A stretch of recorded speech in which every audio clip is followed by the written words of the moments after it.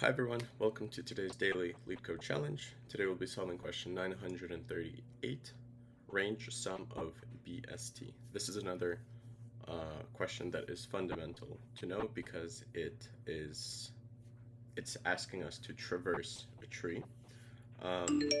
These trees are usually traversed in a DFS or BFS fashion. Today we'll see which one of those two algorithms we'll have to use.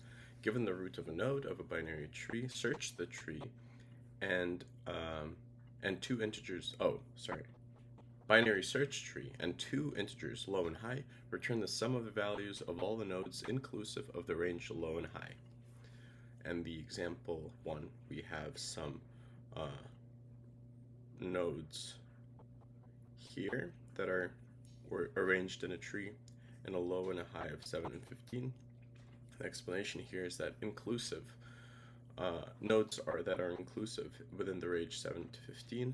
The sum of those nodes is 32. Same goes for here, just with a higher node count. I'll get straight into the solution here. First, I'll tell you how a breadth first search function looks like. It is a recursive function, and the general structure is if not node return. If not node return, this is the base case, meaning that each leaf node will have this condition be true and return.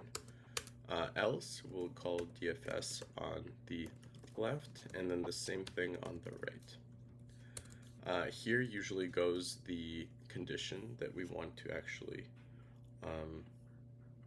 or the sum in this case.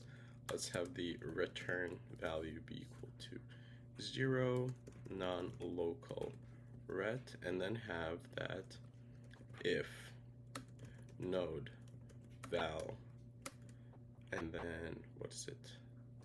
Oops, nope, that's not what I meant.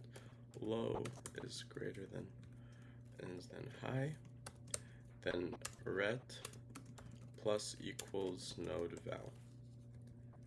That's it. Now we have to run DFS on our root node and return ret.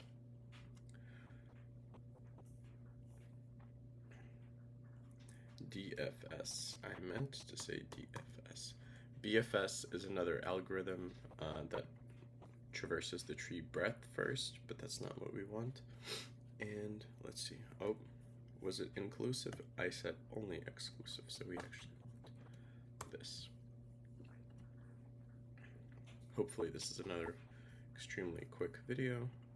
It seems like it's going to be.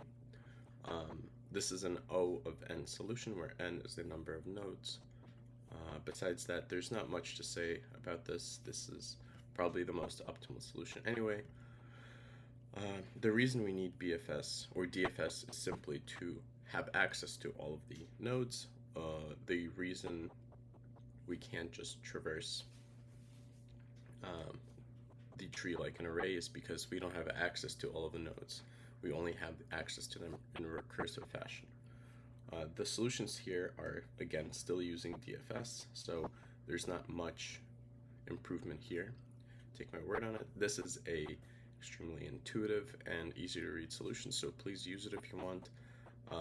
With that, let's end today's video. Please like and subscribe, and I will see you tomorrow. Bye.